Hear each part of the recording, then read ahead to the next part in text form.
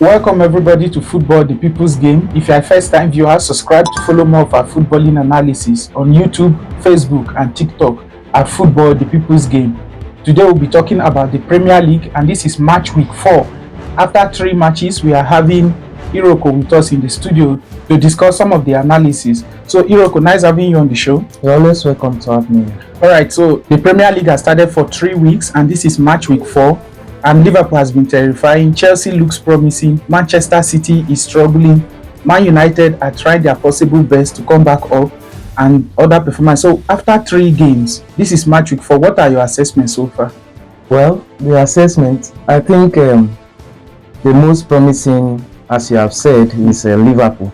I think Liverpool have been looked down on because most people think they would flop this season because of squad changes, what happened to Diogo Jota, and the sale of Luis Diaz, Nunes leaving and leaving that 9th position vulnerable for them. And also Alexander-Arnold. Yes, and Arnold, most especially Arnold. But they turned things around and from the 3 games so far, they've proven us wrong, that they are capable of doing the extraordinary. They won 3 games already this season and topping the league. That is a good start for a serious club. And for Chelsea, you've seen that their squad has improved, and especially from their bench as well. That is the squad depth, which is very, very important in football teams. They've won 2 of their games and drawn 1 already. That's a good start for a team that struggled last season, playing the Conference League and winning the Conference League. And they are in the top 4 this season as well. You can see their squad depth, Delap in the team, Joao Pedro, Alejandro Garnacho, and the rest they've signed. And Manchester United, I think they are starting from where they stopped last season because they have not, apart from the Arsenal game, they have not been impressive. And despite that, they are not still scoring goals and conceding goals. They signed new goalkeeper this season. We've not seen him played in the Premier League. We don't know if he's an upgrade to Onana or a downgrade, but we hope that it's an upgrade for Manchester United and for the fans as well, especially me. And Manchester City, I think they've picked up from where Manchester United dropped. They picked up, and let me say, they are far off from the mark of Manchester United this season. Okay. It's unlike Manchester City in that position they are this season, below the bottom half. That's very, very unlikely of a Manchester City. But we hope they bring up the competition. We're always hoping for the rivalry and all that. For us now, it's become a tradition for them. How? Everybody knows where they'll end already this season. And for the season past, I think it's already their silverware, the 2nd position. So I won't talk much on Arsenal. Even with the squad depth and everything, they can't manage what they have. Alright, so we'll talk about Liverpool. Yesterday, Mikel Arteta said they are the strongest team in Premier League as a result of some of their additions, and he made mention of Isak and Wirtz. So what would you be saying about that? For Isak is a proven player already in the Premier League. For Wirtz, you can see that he's struggling. I think that's the difference between Premier League and the Bundesliga.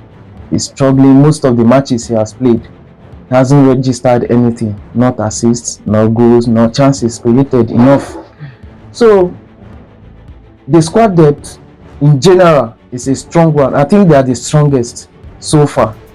But in Isak and Wirtz, Isak will bring big impact to the team, especially what he has done last season, goal scoring ability, positioning and all that. But for Wirtz, I don't think he'll do much in the squad. Alright, so talking about Chelsea last season, before the end of the season, they really struggled. But at the end of the season, it happened that they won the Conference League.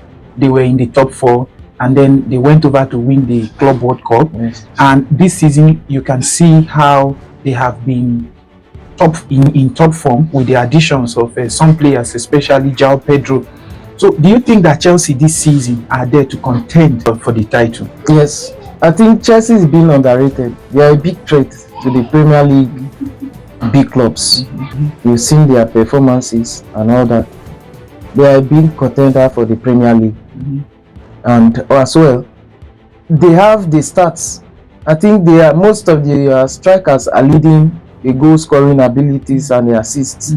You can see, except for their defense line and goalkeeping, though they are trying because of the availability of their defensive midfielder in Caicedo. Yes, thank you, in Caicedo.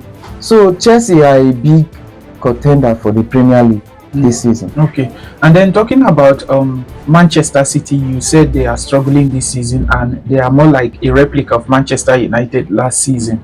But if you look at the injury list they are having, I think they have been affected by the injury list. Or what do you think? Well, in terms of injury lists, most of them have been available towards the first two games. But what has they done? Nothing. Just won only one match out of the three matches.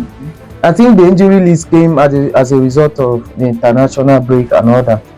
So I don't think the injury is quite one of the core reasons for their bad performances. But the squad are not playing up to the expectation.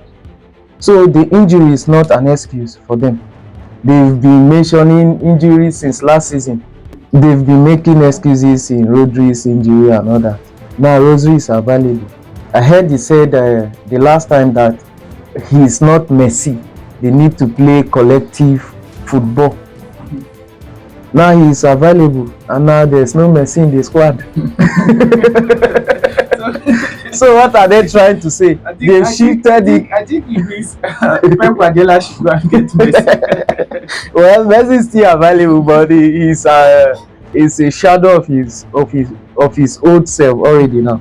So I think the squad are not playing up to the expectation, or they are not good enough to play in the Premier League. I think Manchester City lost good players in Kevin De Bruyne, especially from that midfield back. And since Kevin De Bruyne left, we have seen that in some of the matches, Bernardo Silva has been brought back into the midfield. I think that also weakens the strength of Manchester City as well. Bernardo Silva is not a big game player. He dominates only when Manchester City are dominating the club, their rivals. But when they are struggling to play well against the opposition team, it's not the kind of player to put up good or exceptional performances to perform well. Letting De Bruyne go, I think, is a big mistake that Manchester City has made. Between De Bruyne and Bernardo Silva, who is more competent and capable of playing the Premier League? That's a question to the Manchester City board. Okay. So Manchester United this season, after 3 games, have 4 points. Their first game they lost to Arsenal, but then some of the fans are saying that the performance against Arsenal was exceptional, despite the fact that they lost. Man United will go on to lose to Bristol Town in the EFL, and then tying to Fulham and winning against Burnley. But then their performance has been under question. And going into this weekend's match in the Manchester derby, Ruben Amorim has said that Manchester United has looked better than last season. So what is your assessment on that in general in regards to what Amorim has said? Well, in what Amorim has said, that Manchester United has looked better, I will agree with that in terms of playing style. You can say they are dominant, creating chances and attempts on goal. But what is lacking is the ability to convert those goals. If Manchester United would be able to score at least 2 or 3 goals in a match, they will be able to compete for the Premier League title. But the goals are not coming. The chances, we miss them a lot. We don't hit the ball as a player should. When you see Ronaldo, Nani shooting, Bruno Fernandes no longer shoot. He wants to play in a style that is not himself. That's not his style. His style is to hit hard, but it's not trying to play with the ball. I don't understand. So in terms of playing style, they've improved on that, especially in possession. but what they are lacking is the ability to score goals. Okay. You can see that against Grimsby, very disgracing. You can't score goals, at least 5-6 goals against Grimsby. 5-0, 6-0. Grimsby shouldn't have any goal against Manchester United. In the case, it was Grimsby that took that 2-0. Yes. All right. So Manchester United has witnessed some outgoing players in Garnacho, Rashford, and recently Onana, and we have some new incomings as well in Shesko replacing Højlund. We have Mbumo, we have Cunha, and also Leon. So these players that has been added, we have not seen a lot from them. Only Mbumo that has scored 2 goals so far for Manchester United. Cunha is currently injured, and Shesko is yet to have a start in the Premier League. So what do you think about Ruben Amorim and how he should be able to bring out the best in these players? So many fans have been saying that Shesko should be allowed to start games, just like Arteta is letting Gyökeres to start the game, and not giving excuse that Shesko is new to the league, he needs to learn and all those stuff. So what do you think about those decisions from Ruben Amorim? Well, most of the decision I don't agree with most of them, especially signing a striker as with that huge amount of money and keeping him on the bench, then converting players from other positions to play in his position.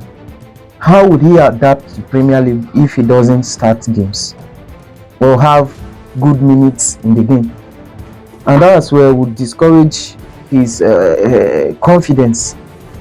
So he has to let Sesko start games, have good minutes in the game. At least if a striker is there, there will be huge threats against the opposition team. So my advice to Amorim is give Sesko his minutes.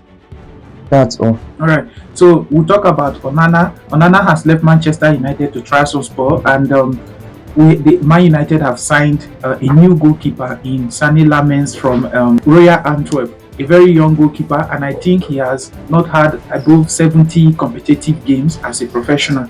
So what would you be saying about that?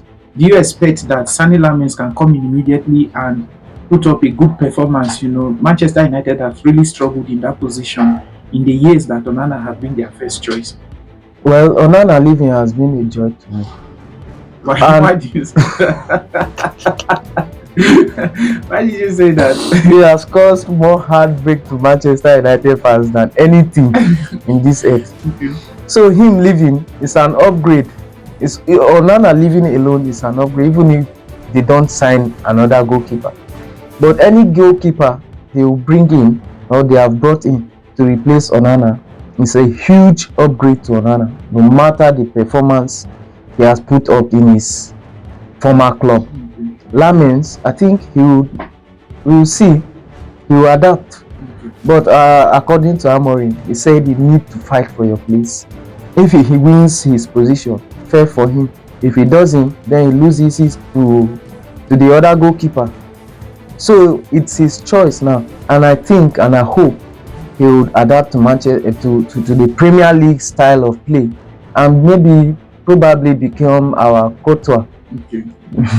All right. So thank you very much, Iroko. The viewers out there, Arsenal will be kickstarting on this weekend, 12:30 p.m. versus Nottingham Forest. Remember, Nottingham Forest just started Ange Postecoglou, and it will be an interesting game to look up to. So, Iroko, thank you very much for being part of us. You're always welcome. All right. So, viewers out there, remember, subscribe to follow more of our footballing analysis. This is Football, the People's Game, your home of footballing analysis.